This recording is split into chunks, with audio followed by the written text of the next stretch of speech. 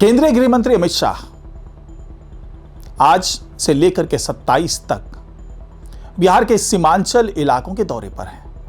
इससे पहले भी मैंने आपको बताया था कि किस तरीके से किशनगंज, अररिया, कटिहार, पूर्णिया समेत कुल 7 जिले जो हैं वो अब केंद्रीय गृह मंत्रालय के रडार पर हैं, उनके निशाने पर हैं। वजह भी बड़ी है।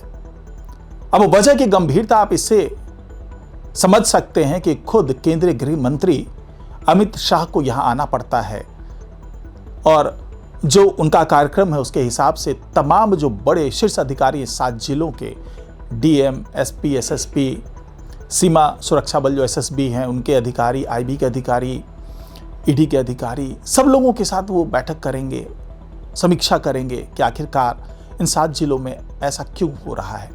तो क्या है ये पूरा मामला, जानेंगे आज की इस रिपोर्ट में। तो इस रिपोर्ट को आखिर तक जरूर देखिएगा।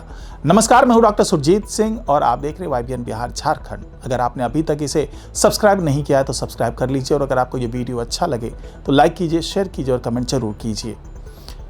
तो जिस तरीके से अमित शाह बिहार पहुंचते हैं, सबसे पहले वो पूर्णिया पहुंचते हैं, उसके बाद वो हेलीकॉप्टर के माध्यम से वो किशनगंज आते हैं। अब सोचिए कि किशनगंज पहुंच करके जिस तरीके से उन्होंने डीएम के साथ बैठक की, हालात की समीक्षा की और कई अधिकारियों की मौजूदगी में कई सवाल किए, कई चीजें निकल करके सामने आई और यह भी जानना चाहा कि किशनगंज में क्यों इस तरह की चीजें हो रही है। क्या किशनगंज की डेमोग्राफी को चेंज करने की कोशिश की जा रही है? क्या किशनगंज में जो आर्मी कैंप को नहीं बनाने देने की जिद है वो किसी बड़ी साजिश की ओर इशारा कर रहा है? क्योंकि पिछले दिनों जिस तरीके से किशनगंज में कई तस्करी की वारदात सामने आई, जिसमें अवैध हथियार से लेकर के ऊंट तक सबकी तस्करी की बात है, वहाँ पे ड्रग्स से लेकर के नशीली दवाइयों के कारोबार की बात सामने आई। इसके अलावा जो सबसे बड़ा मुद्दा है वो है घुसपैठ का मुद्दा, क्योंकि ये जो 7 जिले हैं, चाहे वो पूर्वी पश्चिमी चंपारण हो, चाहे सीतामढ़ी हो, चाहे मधुबनी हो, चाहे कटिहार हो, चाहे अररिया हो, चाहे किशनगंज हो, ये वो तमाम इलाके हैं जो नेपाल से जुड़े हुए भी हैं। साथ ही बांग्लादेश यानी चिकन नेक जो है उससे लगे हुए इलाके हैं, कुछ किलोमीटर की दूरी पर वो इलाका आता है। साथ ही भूटान का कुछ इलाका है जो दूसरी तरफ से वहाँ से कुछ किलोमीटर की दूरी पर है। तो ये जो सारा कुछ हो रहा है और साथ ही जो म्यांमार से रोहिंग्या मुसलमानों का है वो भी इसी रास्ते से घुसपैठ करते हैं। तो केवल ये घुसपैठ ही नहीं है, बल्कि उस घुसपैठ की आड़ में, उस घुसपैठ के माध्यम से कई ऐसी गतिविधियां चलाई जा रही है इन 7 जिलों में जो कि राष्ट्र विरोधी है।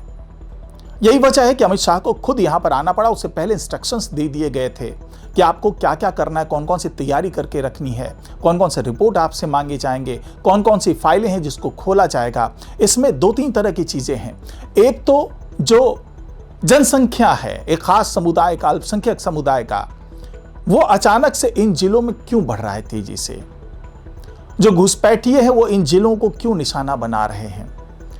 कुछ धार्मिक ढांचे कैसे रातों रात यहां खड़े किए जा रहे हैं और पूरे, चाहे वो पंचायत स्तर की बात कर लें, चाहे पार्षद वाली बात कर लें यानी जिला परिषद की बात कर लें, तो इन जगहों पर ये घुसपैठिए शादी करके किसी स्थानीय युवती के साथ में या फिर दूसरे तरीके से पहचान बदल करके क्यों घुसना चाह रहे हैं। तो अमित शाह ने जो बैठक की उसमें इन तमाम चीजों पर बातचीत की गई। रात में तो किशनगंज में विश्राम करना ही है और इस दौरान कई और बैठकें होनी बाकी है और पूरा फोकस जो है वो ये है कि क्या ये वाकई डेमोग्राफी चेंज करने की शुरुआत है। अब उसके बाद जो कल अररिया जाएंगे अमित शाह, अररिया में तमाम चीज़ों को लेकर के बैठक होगी और एक बैठक और भी होनी है जो इन 7 जिलों के डीएम, एसपी, एसएसपी, ये सभी लोगों की बैठक होनी है। साथ में एसएसबी के भी अधिकारी होंगे और अररिया के पास जो लिटे सीमा है, जो चौकी है, वहाँ पर चौकियों का उद्घाटन भी करेंगे। और कुल मिलाकर के ये देखा जा रहा है कि क्या किसी तरह से घुसपैठ नेपाल के रास्ते हो रही है या घुसपैठ चिकन नेक के माध्यम से यहाँ पे आ रहे हैं लोग घुसपैठी, या फिर उधर म्यांमार के जो रोहिंग्या मुसलमान हैं उनको एक साजिश के तहत यहाँ पे घुसपैठ कराया जा रहा है पश्चिम बंगाल के माध्यम से। तो कुल मिलाकर के ये वो तमाम चीजें हैं जिसकी जड़ तक पहुंचने की कोशिश की जा रही है, और घूम फिर करके नाम आता है किशनगंज का। यानी कि किशनगंज को इन सभी वारदातों का केंद्र माना जा रहा है और यहां से ही तमाम गतिविधियां चलाई जाने की बात की जा रही है, संकेत मिल रहे हैं।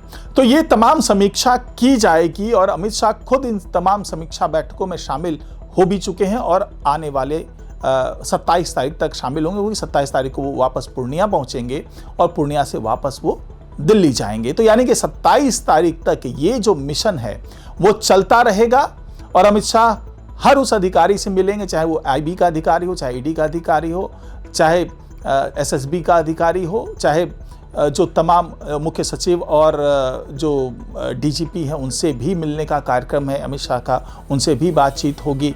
और साथ ही जो तमाम जो डीएम और एसपी एसएसपी हैं उनसे बातचीत करके ये पूरी स्थिति का जायजा ले रहे हैं और इसकी एक रिपोर्ट जो है वो केंद्रीय गृह मंत्रालय में जमा करने के निर्देश दे दिए गए हैं ताकि उसके आधार पर तमाम कार्रवाई की जा सके। इससे पहले पूर्णिया में भी जो एसटीएफ का एक सेंटर खोल दिया गया है, एटीएस का सेंटर खोल दिया गया है। किशनगंज में आर्मी कैंप बनाने की शुरुआत हो चुकी है, हालांकि उसका विरोध भी किया जा रहा है। तो हर वो कदम केंद्रीय गृह मंत्रालय की तरफ से उठाया जा रहा है जिससे इन सीमावर्ती इलाके, जो सीमांचल का इलाका है, उसको वहाँ पर जो शांति व्यवस्था है, जो कानून व्यवस्था है, उसको बनाया जा सके और वहाँ पर किसी भी तरीके की राष्ट्र विरोधी गतिविधियों पर अंकुश लगाया जा सके। तो फिलहाल आज की रिपोर्ट में इतना ही। नमस्कार।